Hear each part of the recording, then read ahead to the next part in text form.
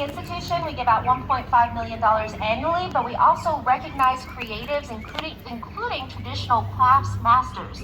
And we're one of the few places that actually do recognize and honor our craftspeople, and it's a very vital part of Arkansas heritage, culture, tradition, tourism. Tourism. We're having a festival right now to celebrate the craftspeople that are in Arkansas, and people from all over the state come here for us. And so I just wanted to make sure that we were here and able to recognize the 2023 Arkansas Living Treasure. This is a person who has been a master craft person probably all of his life. Was a carpenter or made things with his hands, was somebody who has been instrumental in for a very long time in Arkansas's development, culture, and just teaching, and honestly just making people feel good. This is a very nice person. Super nice, like it really was an amazing person. And about, I guess, 20 years ago or so, decided to take up knife making and became a master and a sensation and pulled together a bunch of different communities. Like everywhere pretty much I go, there is some community, whether it's Arkansas State Archives or different heritage groups, they are just gushing about this person. So, and of course, if you don't know, this is about Lynn Ray, and he's here today. And he has been making knives that are, actually I don't know how knives are made, but they look like fire out of Mordor. So if you're a nerd, you'll get that, and if not, I'm sorry. So, but anyway, I would like for Lynn to come up and talk a little bit about his inspiration and what he's doing.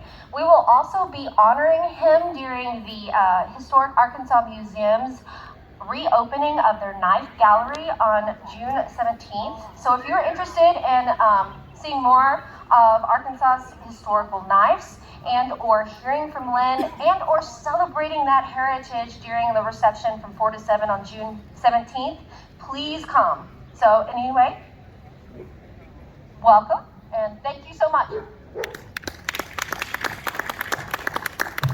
Thank you, Scarlett. I appreciate it. And thank you, everybody. I appreciate the Arkansas Arts Council. I want to thank that program. It's very, very important. And if I had to say anything about that, I want to emphasize just how important that program is, because even though it's once a year, it focuses on a particular type of art that's done here in Arkansas.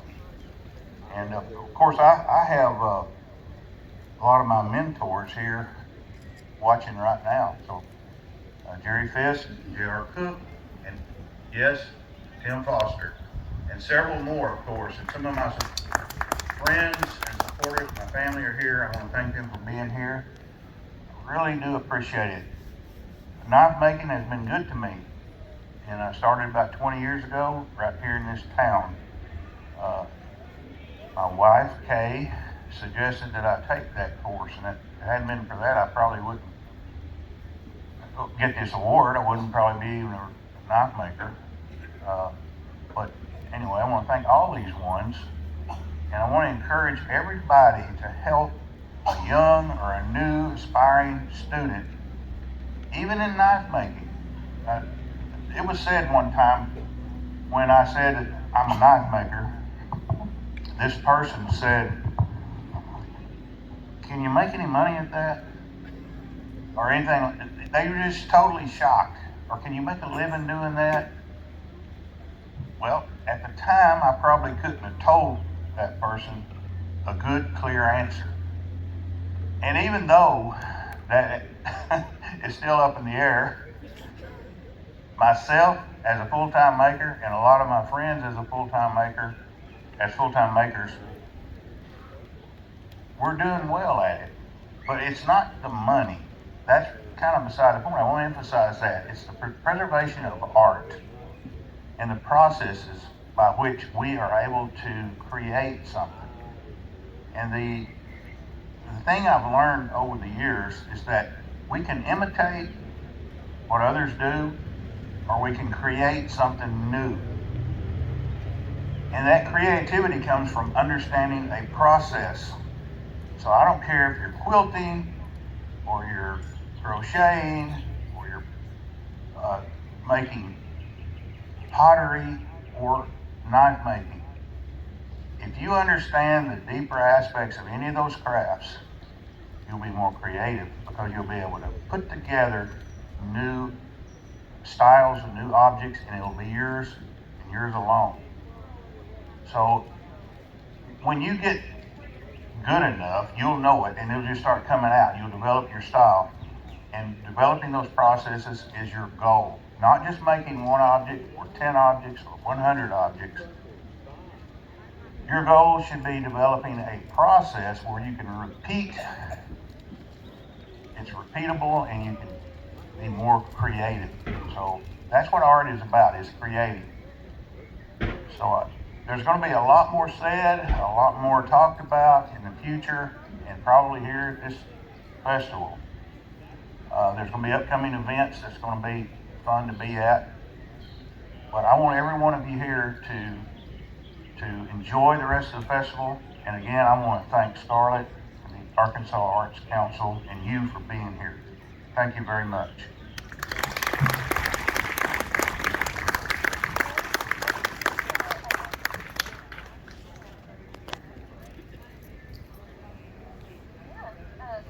Lynn is also in the cutting competition at 2 today. So if you're interested in that, thank you. Stay right here. Don't leave me.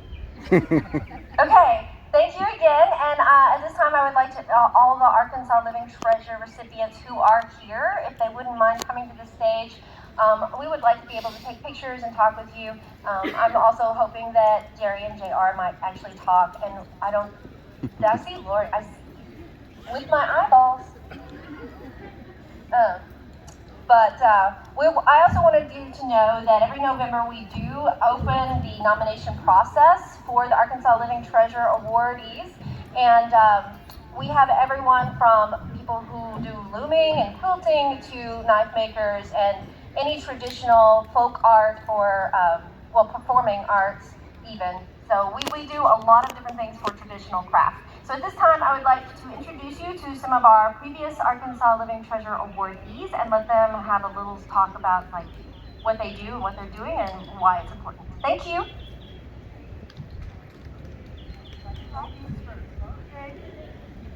Hello, I'm Lori Kappa, and I was the 2015 Arkansas Living Treasure. I decorate eggshells. I do the Pisanki type of eggshells with wax and dyes. I've been doing this for over 60 years. It's been a wonderful journey. It has taken me to the White House Visitor Center, where I represented the state of Arkansas with my art. And then again, the Arkansas Living Treasure. Coming up soon, I don't know how it's going to work out, but Arkansas PBS will be coming to my house to interview me, and I will be showing how I do my work. So that's another event that's happening. But that's what I do, is eggshells.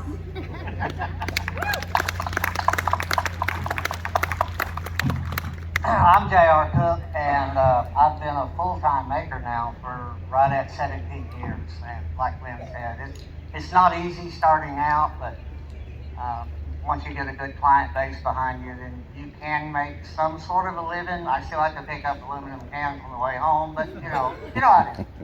I wanted to thank the Arkansas Arts Council. A lot of you don't know, but without the Arkansas Arts Council, I would not be a knife. I actually applied for a grant many, many years ago and was lucky enough to receive it through the Arkansas Arts Council to learn how to make a forged blade. So without them, I wouldn't even be here today. And then in 2007, I received the same honor as Lynn here today as the Arkansas Living Treasure. And up until this time today, I've been the only knife maker here, so it's been lonely. So I'm glad we have Lynn here to help represent the Arkansas Arts Council. Thank y'all very much. My name is Jerry Fisk. It's an interesting thing that Lynn and JR are both knife makers, as I am. The knife is the oldest tool that man has. Early humans had rock and stick. That was it. And then somebody dropped the rock and made it a sharp rock. And knife making was born at that time. And so even the oldest tool in the world can still be creative and new things done with it. And so we have a wonderful school here in town. We encourage you to attend that classes. We also, as working with the Arts Council, I really would encourage you in whatever art form it is. We have glass makers, basket makers, we have fiddle makers, pottery, my goodness. Eggshells.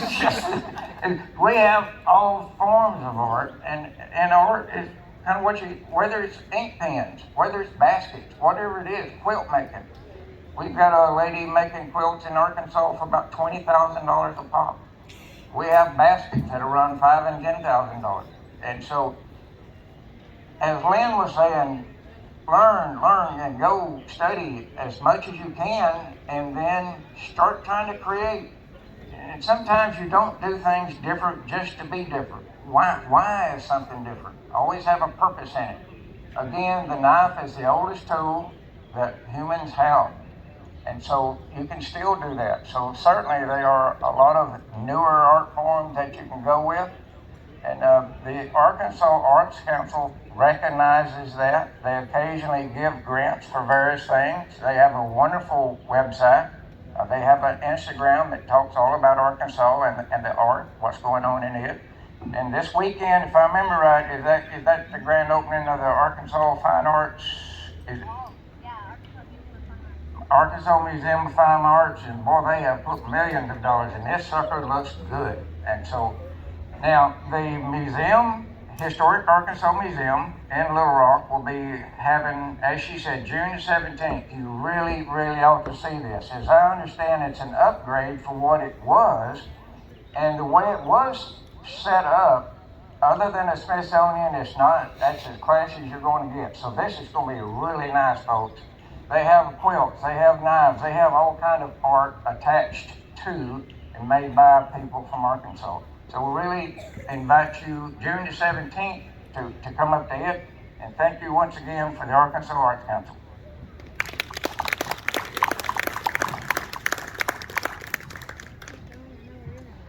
I just wanted to say those grants that JR was talking about, we still have them, and you can visit and look at all of the grants that we offer at arkansasarts.org.